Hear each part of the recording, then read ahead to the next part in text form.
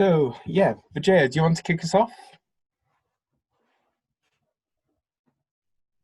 Thank you, Toby. I didn't realize I was on mute. Thank you, and welcome everybody to this governance webinar. My name is Vijaya, and I, along with my colleagues, will be hosting this webinar today. And let me get my screen up for all of you before I do very quick introduction. Thank you for joining us today. I am Vijaya Panangipalli, as I've mentioned. I am the Head of Governance at Sport and Recreation Alliance, and I'm joined by my colleagues today, Hayley Foster and Rhys Jones, who will introduce a little bit of support and practical advice on what we are offering to our members later this webinar. Before we begin, I just wanted to kind of give you a little bit of background information. So with the evolving COVID-19 situation, this poses some practical challenges in terms of governance and board practices. The focus of directors and governance professionals has shifted from regular business matters to crisis management and making swift boardroom decisions. With this in mind, we've reached out to the sector to understand the practical challenges that organizations are facing, and this webinar aims to shed some light on the impact of COVID-19 on the sports sector governance, and we included some practical tips and guidance at the later part of this session. Again, coming back to what I've just mentioned, what is the impact of COVID-19 in the sports sector? This is a governance perspective. Some of you may well know that as part of our efforts to engage and assist our membership, the Alliance teams have been very busy running various network groups, events, and catching up with the wider membership. I have summarized here the top level challenges that we have seen as a sector that we are currently facing. This is right from the boards, the directors, to governance professionals, to officers, but there are various governance challenges on all levels. So these are the top level challenges that everybody we have talked to and have seen facing with at the moment. So just giving you a quick summary of what it is out there. So first of all, the very first challenge that we all in the sector are facing is the virtual working challenge. The virtual working, again, that comes from running board meetings to committee meetings to organizing AGMs. The new ways of working has been adapted quite well, but not without any issues. We have had quite a number of queries on how to run board meetings and how effectively run AGMs, virtual AGMs, to running effective committee meetings as well. So this is one of the biggest challenges that the sector is facing, and we wanted to kind of put it out there that you're not alone if you are having issues. So we've had quite a lot of our members working with us on this. So later part of this webinar, my colleague Rhys Jones will look into the virtual challenges and some practical tips on how effectively you can run your meetings. The second biggest issue we've noted in the sector is the business continuity.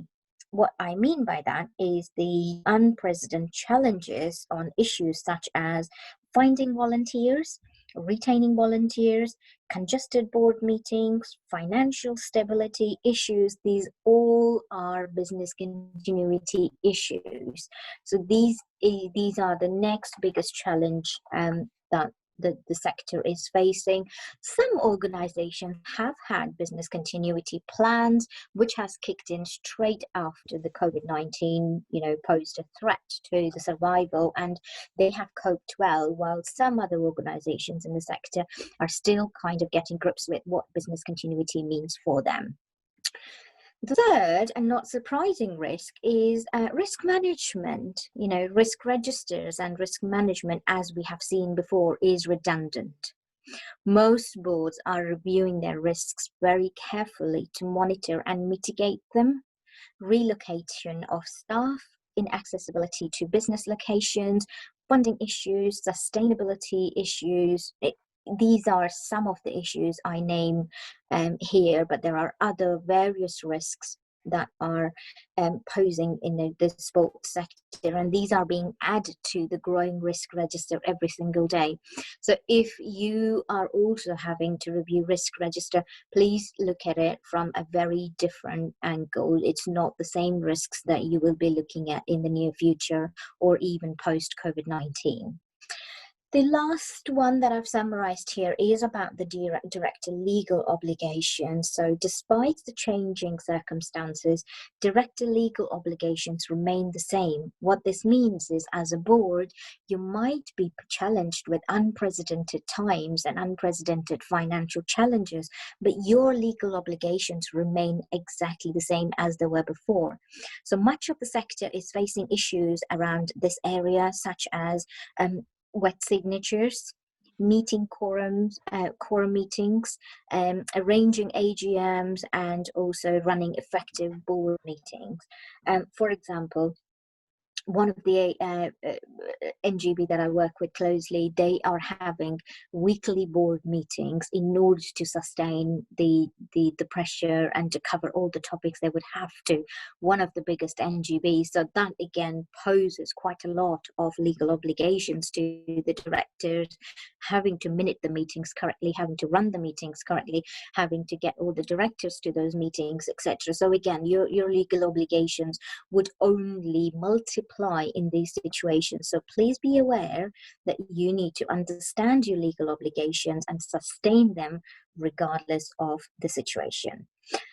Just giving you another example here, one of the director duties is to exercise care, skill, and diligence, which would be expected of any reasonable person in a reasonable circumstance. Although these are conventional duties, it is necessary to contextualize them into the increasing uncertainty of these circumstances. So if you are a director, please be aware that you need to do a lot more in terms of your legal duties for the board. Continuing, these are the key governance issues to consider. This again is based on our research, speaking to some of our members and what challenges they currently have, and also just looking at outside of the sports sector to understand what are the key challenges, what are the key governance issues that the boards are facing currently. And I've come up with the top 5 here. So first and foremost, it is about continuity and contingency planning. There is no way of predicting the extent or the degree of impact that the outbreak will have.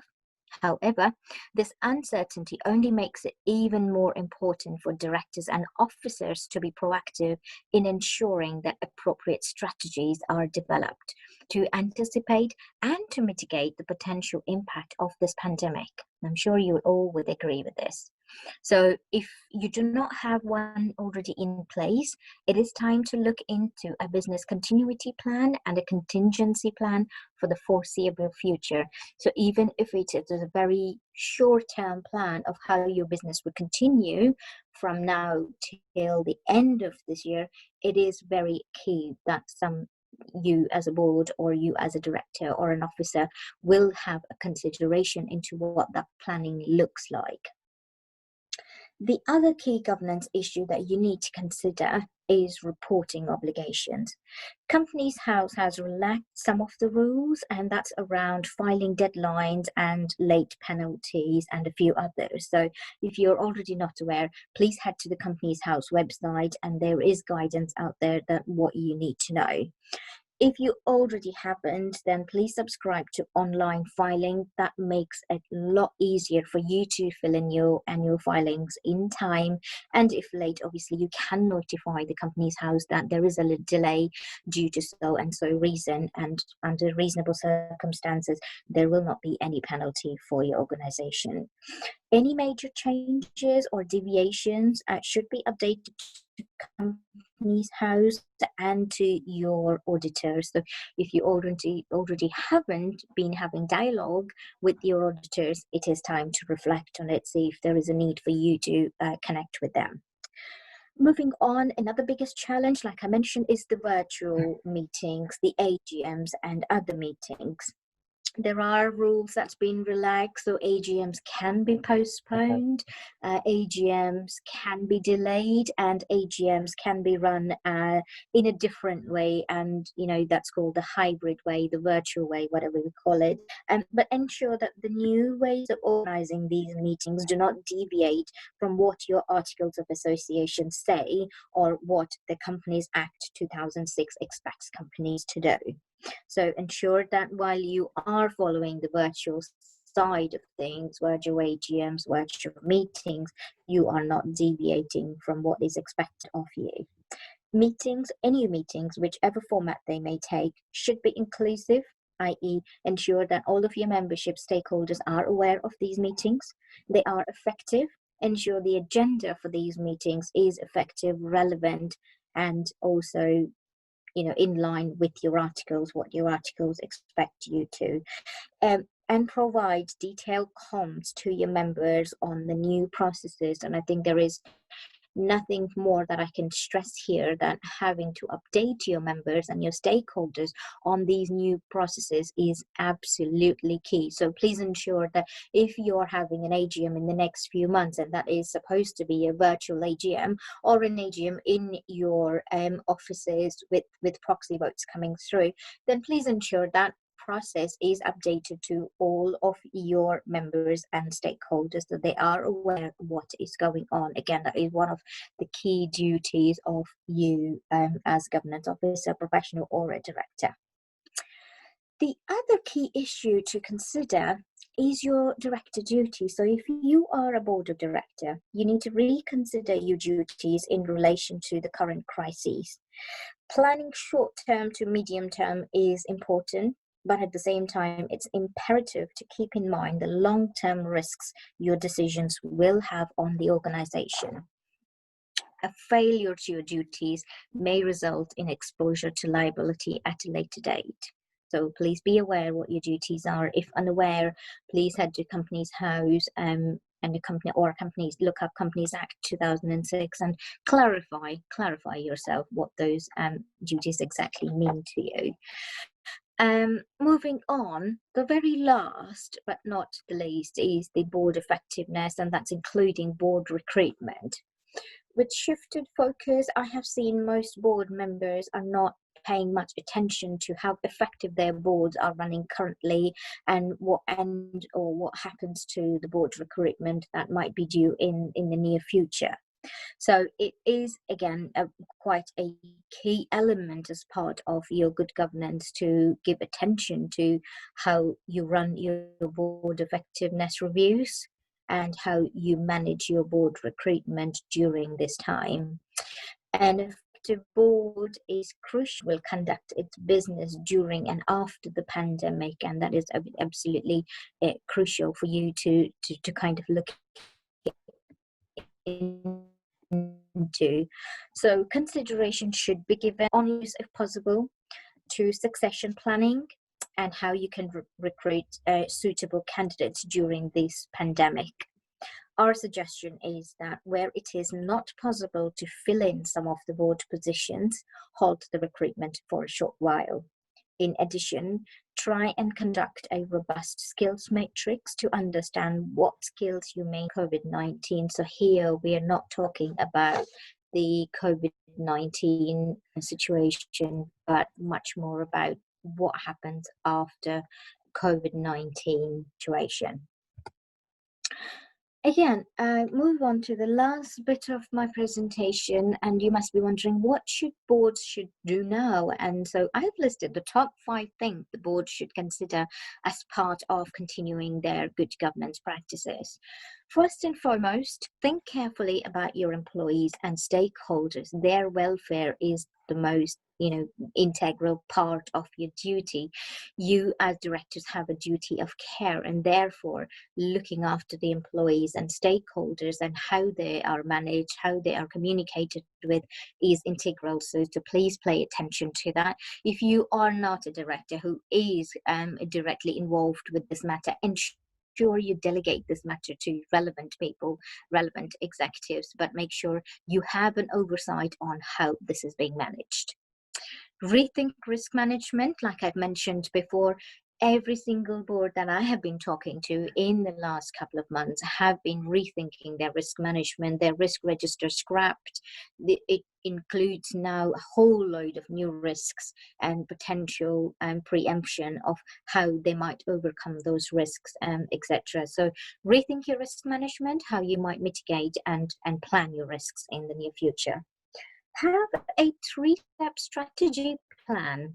But what I mean by this is with the current crisis situation, every single board is now into short and medium term thinking. So with that in mind, your 3-step strategy plan should be to survive, to connect and communicate with members and stakeholders, and plan your exit strategy, whatever that might look like. So depending on your organizational size, situation, current challenges, plan those 3-step strategy plan, which will get to you from medium to short term. And after that, you as a board and directors and officers can think about the long-term strategy about what happens post-COVID-19.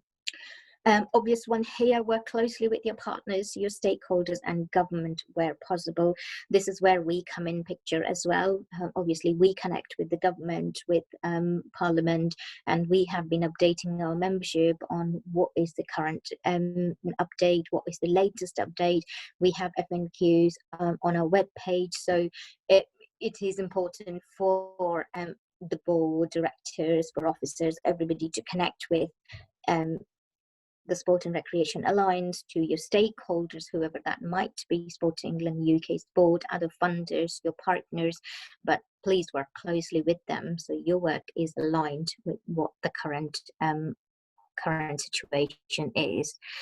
And last but not the least, again, when it comes to oversight versus support as a board of director, this is the time you choose support. So you support the rest of the board, you choose the chairperson, you choose to support the organization, the employees, their welfare, etc. So this is a situation where your director duties slightly shift from having that complete oversight to a little bit of support, giving support and becoming the support network for your board. So top 5 things from me that you as boards and directors should do and consider right now.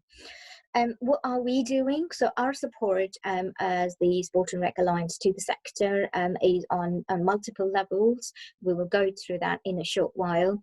So first and foremost, it is the digital governance support through online trainings, workshops and board evaluations. So we do still conduct loads of board support and board assistance programs through online and digital training. So get in touch with us if you are in need of any legal panel framework. This it has been one of our biggest support systems. My colleague Hayley will talk a little bit more into what the framework is currently doing for the sector.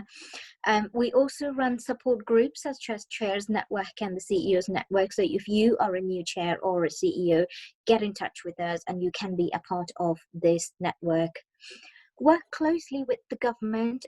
Again, we work very closely with the government. Like I've mentioned, we offer support and then we go back to the government with what the sector is saying. So we voice the sector's issues and go back to the Parliament, etc. So connect with us should you think there is something that we can help you with. So that concludes the part of a bit of what governance should be for officers, directors and boards. I hand over it to my colleague Hayley, who will talk through the legal panel framework right now. Hi Vijaya, thank you. Just bear with me a second whilst I try and find it.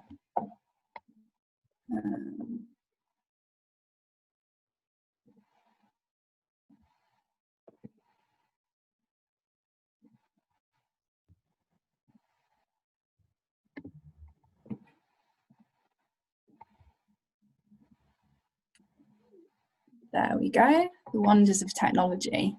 Morning everyone, thanks for joining us today.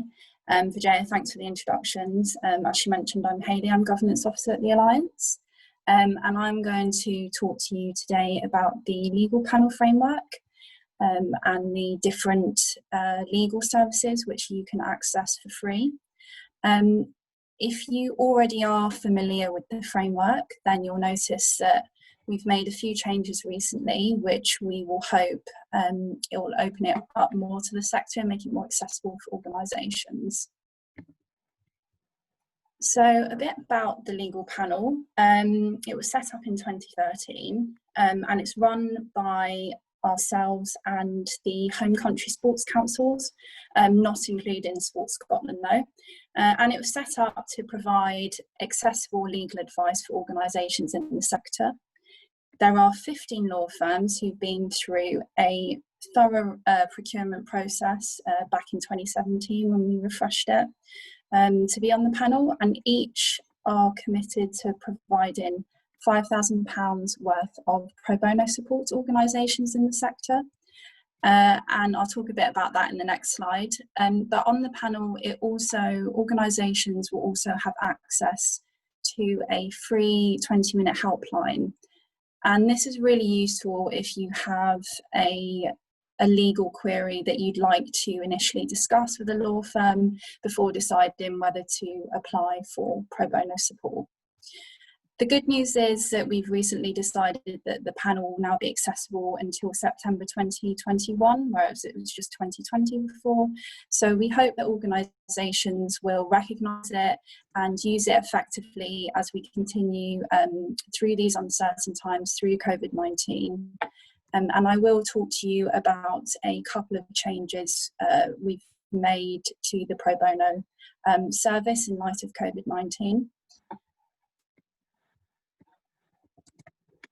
So a bit about the Pro Bono Fund, which is part of the panel. As I've mentioned, you can access pro bono legal support for an amount up to £5,000 from one of the law firms on the panel. And the Pro Bono Fund, although we have the 20-minute helpline, this is really the bread and butter of the framework. These are the different areas of law that they can help you with on the firm. We have specified these as we appreciate that some people may think that the panel is there to help with disputes or contentious matters. Unfortunately, it's not a mediation service, but as we've taken the current climate into consideration, you can see that we've now included other areas of law here, as we anticipate that some COVID-related queries, such as event cancellations or contractual agreements, might arise. So if you're not sure whether your query falls into any of these categories, then again, I'd recommend calling one of the law firms on the helpline and discussing your matter with them, and then taking the best course of action from there. If you do decide to apply to the Pro Bono Fund, there are a few areas for you to consider. Firstly, for those of you familiar with the legal panel, we have made some changes, and you'll notice that the maximum annual turnover for organisations has been increased from £500,000 per year to 1.5 million. And this is inclusive of grants as well.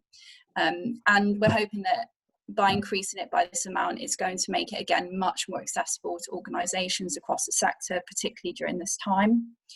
The second change is that we have removed the mandatory requirement for organisations to have no legal budget set aside. So if you do have a legal budget and legal expenses set aside, this shouldn't be a problem. However, if you do have paid legal staff in your organisation, you wouldn't be eligible to apply for the Pro Bono Fund. Lastly, if you are submitting an application, you are able to, if you are one of our members, and if you are an NGB funded by one of the sports councils listed here.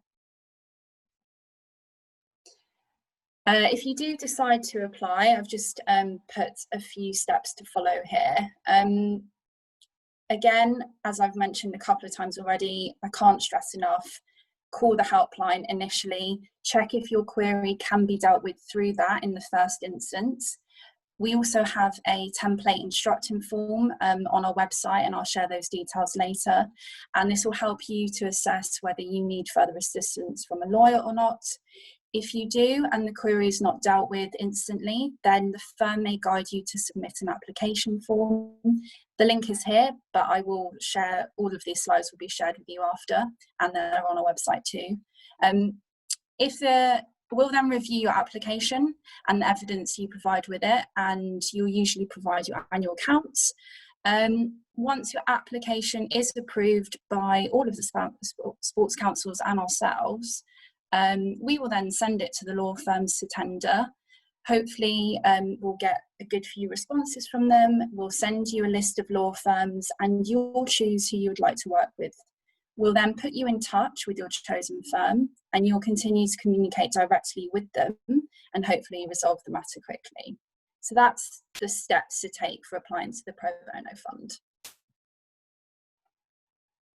I appreciate that was a very quick overview of the legal panel, but if you do have any queries, like I said, I'm governance officer here and I handle the legal panel from our side.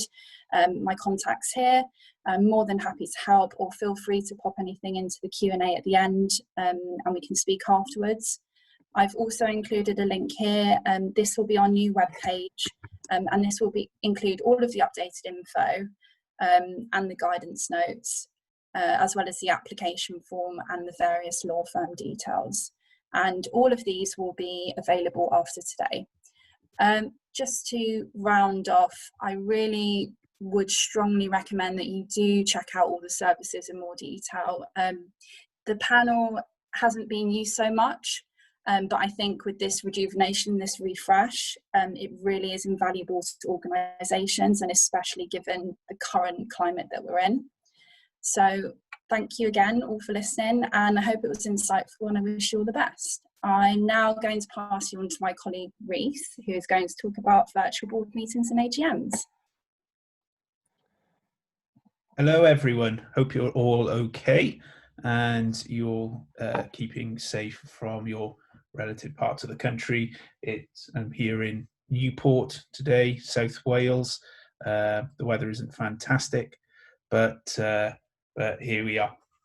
So to start off today, I thought it'd be a nice way to end the meeting today by having a little look at some practical aspects in how to run governance within your business whilst all this is obviously going on.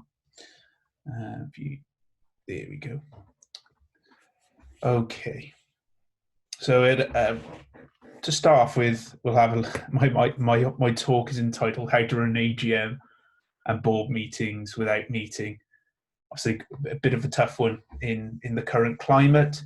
Not only in AGM meetings, we obviously want to get our opinions and information across. 55% of our communication is body language. The other is 38% is tone of voice, and then you have your content. So by limiting these ways of communicating, it can mean getting the information and our opinions across a bit more difficult. So hopefully at the end of this, I don't want to teach you how to suck eggs, but at the same time, it's nice to refresh on exactly some practices and also some tips on how to get through this period and have your meetings. I'm going to break today down into 4 bits, and I'll be talking a little bit about the etiquette of online meetings, and then how important the agenda is, touch a little bit upon security, something that perhaps you haven't considered during this time, and then also how to run an AGM and different formats that you can potentially use depending on your constitution. Okay, we'll have a little look at, start off with etiquette. Now, running an online meeting is a lot more different than having other people in the room, and as such, we as humans aren't act differently when we're not in the same room as other people. So it's worth having some kind of etiquette document or a set of rules that you can pass around to people in your organisation that they must follow when running online meetings. One of the first things is to try and test the technology beforehand. There's nothing worse than someone not being able to attend a meeting due to technology. I know that happens sometimes without through no fault of your own, but it's always useful to do that. At the start of the meeting, we should try and introduce everyone and give everyone a chance to contribute. When you're talking online, it can be quite tough when there's just tough to concentrate and gain attention when one person is constantly speaking for the whole hour, 2 hours, 3 hours, however long your meeting lasts. So by introducing everyone, lets everyone know who's in the room, something we take for granted when we're in real life. So it's a chance for you to do that whilst you're online. The other thing is to remove distractions. So, for instance, isn't the thing more annoying than people being not really listening to you whilst you're trying to get your message across? When you're in a meeting room, this would happen automatically. You'd have a lot of people's attentions most of the time. So things like don't stare at your phone, don't interrupt other people when they're speaking or attempt to speak over them. Don't work on other tasks like check an email during the virtual meetings, and turn off notifications and make sure your phone is on silent. I guess as well, it's worth you can mute your microphone, but and I appreciate this can be tough because a lot of people are within their houses with young children and other distractions, but try and make sure that try and make a quiet sanctum for you to have your meeting space as best as physically possible. I think one of the key things to get now, and Vijaya touched upon this earlier, is to actually have the agenda sorted beforehand. There's an article I've written on the kind of the whole meeting process, board meeting process, and I think when in these times where we're having electronic meetings, having the agenda is incredibly important, and making sure that everything goes to plan. Time is of the essence, as you know. When people jump online, they perhaps segmenting their day, they're perhaps working, they're trying to work around childcare, etc. So making sure you start on time and have your segments last as long as they should do is really important. This bluff should apply to your meetings in general, but also to definitely your online meetings. And what that means is bottom line up front. You don't know what's going to happen during meetings in general, but online meetings, there may be some technical issues or whatever, or some other issues that are outside your control, particularly online. So it's worth getting the important stuff at the start of your meeting. Another good thing to do is to ask others to lead during your meetings. Again, different voices also keeps people engaged for a lot longer. And then ask others to contribute to questions, and potentially get people that not necessarily the experts in the particular subject matter to contribute. You'll get some interesting answers, and it keeps people on their toes as well. One element that you may not consider as much is the online security of your meetings. And there's a few steps that I can recommend that would actually make your experience a lot safer. I'm sure you have information governance policies, data protection policies, etc. It's just trying to make sure that is maintained in the online meeting sphere as well. We're using Zoom currently. There's some options in here which I can go through that will help make your meeting more secure. So first of all, create a unique URL which you can have for each meeting, which we've done today. Ideally, make sure every meeting is password protected if you can, especially if it's a really sensitive information that is being shared, and insist that all your callers register for the call in advance. This will make things a little bit easier. You can switch on end-to-end encryption to make sure that your messages and your meetings aren't being interrupted or being hacked in the middle. So that makes it a lot trickier. And lock the meeting once everyone has arrived, so you can't get people in and out of the meeting. Change the screen sharing to host only to make sure that no one is sharing any untoward information. And again, the same with disabling file transfers, etc.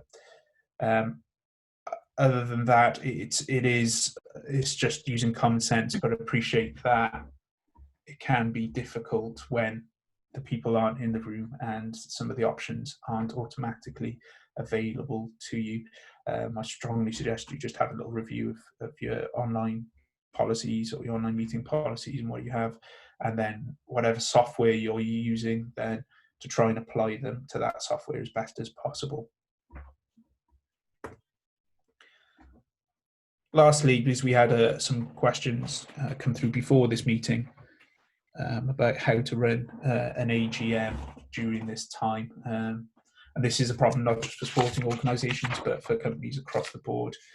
And there's been some fantastic advice that's been put together by ICSA, the Chartered Governance Institute, in collaboration with Slaughter and May around the AGMs, the impact of COVID-19.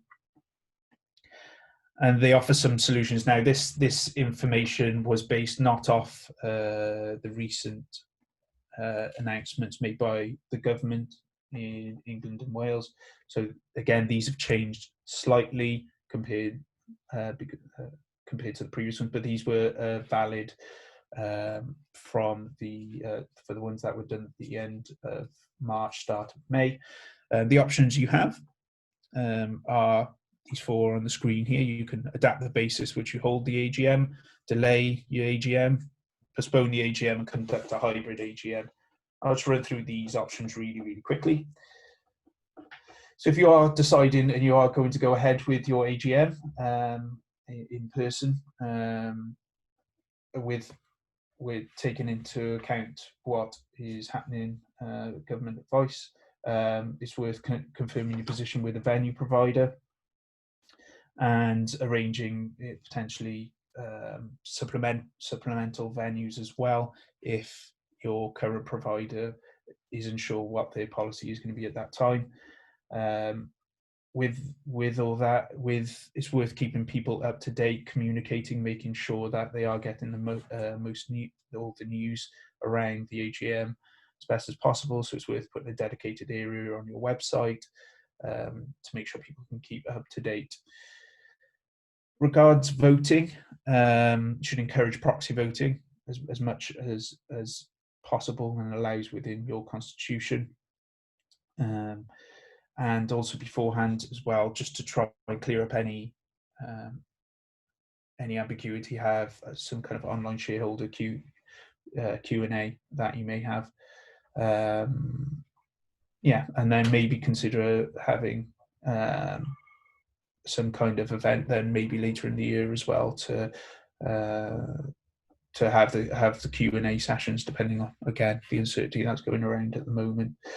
You should try and restrict the number of non-shareholders attendees as best as possible, and they can then potentially, you can live stream the AGM online where technologically possible, in order to make sure that people can see this. However, this will not constitute formal attendance at the meeting because it is streamed online.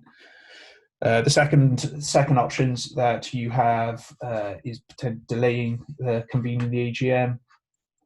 This is if the notice has not already been issued. You can do this.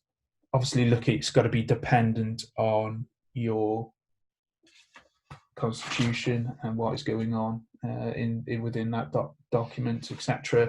Same goes then also for postponing the AGM as well, dependent on your articles of association. The last option is quite interesting. It's to conduct a hybrid AGM. So as the time of this advice, only 2 people were allowed in the same room, 2 meters apart. So if that it can that potentially, depend again, looking at your document, can constitute a quorum. However, and then you can then, on top of that, having electronic participants within the actual meeting. The difficulty that you probably have gathered is when it comes to the voting process. The Sport and Recreation Alliance is currently putting together things for its AGM, and we're currently looking at different methods to include safe, secure voting practices and technology in order to do that. We've had a look at uk-engage.org. That's one of the companies that offer a service that allows safe and secure voting, and we're currently looking at that process. So I think please, none of what I've offered here is legal advice. Please, by all means, make sure that you do your own research beforehand. But there's just some practices that you can have a look at in order to make sure your meetings and your AGM remains ongoing throughout these difficult times. And here's my contact details if you require any other information. Thank you very much for listening, and I'll pass you now over to Vijaya. Thank you, Rhys. Thank you very much. Thank you all for joining us today. Thank you to my colleagues, Hayley and Toby as well, who helped us just conduct the webinar today. I do see we had, so I'll try and respond to them before we conclude the webinar. The first question is, in respect of board meetings, is it necessary to have a place where you write up the minutes? The response to this is absolutely no. Lucy, you can write up board minutes from wherever you're based, and I do say that because I've been working with quite a lot of boards where the board secretary or governance professional have had to travel away from where they are located, and they were still conducting board meetings as a regular basis. So you do not have to be in a particular place, but what is crucial here is the minutes reflect what is said during the board meetings, and if it is not, then it is absolutely important that all of the board of directors are given access to the minutes to ensure they are happy with it, because that is a legal document. Once the minutes are approved, they become the legal documents for you and the legal proof what's been discussed in the board meeting. So that is absolutely crucial. The other question I've had here is that I'd like to improve our comms with the board outside of board meetings. So have introduced a 2-weekly update email. Does anyone have a good practice to share around this? Are there any relaxations? That's a second question. So firstly, there are quite a few practices going around. Again, 2-weekly email connection sounds like a good idea to me, but I do know, and I've been working with one of the chair who had been very conscious about connecting with the rest of the board directors. So they have decided to hold a telephone conference call, and again, that is a voluntary conference call, so where possible any board director can join and they can discuss anything outside of the board meeting. So but that's what worked for them.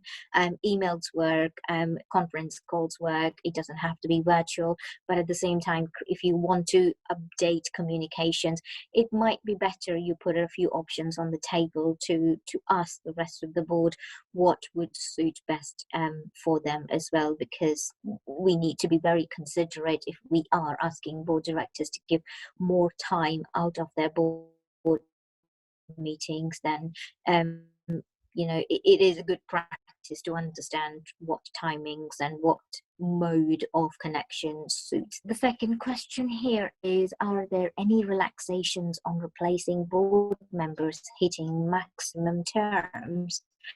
So yes, it's a long-winded yes here, purely because if you are a funded NGB and if you're funded by either UK Sport or Sport England, and if you're in a position to not replace a current board of director, and it is crucial that you retain them, then you can apply to UK Sport and Sport England, and that under exceptional circumstances, you would like that particular director to continue a short term, whatever that term might be, 6 months to 1 year. But I think it is also crucial that you give them a roadmap as to what your recruitment plans are to replace the director who is ending their term. So there is a possibility, but if you are, a funded organisation, I would recommend connecting with your funded partner straight away. But I know some of the NGBs I have worked with have connected with UK Sports in a Sport England, asking the exact same thing. And I know the code. I've been part of writing the mandatory code as well. Code does say under exceptional circumstances that is a possibility. Quite a few questions around governance network. It's like somebody has read my mind. Yes, we are in the process of setting up a governance network for the entire sector. I have been aware that there isn't a medium or a platform that all of us as governance professionals could come together. We are launching something in June. We are just in the process of gathering a few more contact details. Again, this has not been an area where we have ventured before, but we want to ensure that we connect with the whole of the wider membership, and whoever is interested would be a part of this big group and network. Watch this space, but if you do have any questions, or if you wish to be a part of the group that I'm trying to set up, please do email your details across to me, and I will make sure you are included as part of that network. Thank you, Hayley, for updating Susan on the pro bono service. So one of the questions around pro bono service is if you can access pro bono service, if you can access the helpline if you're not eligible for the pro bono service, then where you can get the details from. Please head to our webpage to get all details. If you do need further information, please contact my Hayley, and she'll be more than happy to update you in that regard. And the helpline's available to all of the sport and recreation members and all organisations funded by the other councils. So please feel free to use that helpline should there be a need. So thanks, Vijaya. Just to reiterate, I did mention in the presentation, but we are in the process of updating everything on the website. So all the application forms and all the guidance notes will just be updated in the next week or so. So that'll be ready soon for you to check out. Brilliant. Thank you, Hayley. Thank you No very worries. much. So that concludes the webinar today. I hope you all found it informative and interesting. If you do have further questions, please feel free to connect with me or Hayley or Reese. We'll be more than happy to respond to your queries. But I hope you've enjoyed the session today. Thank you for your time. And you will get a recording of this webinar on our webpage at a later date.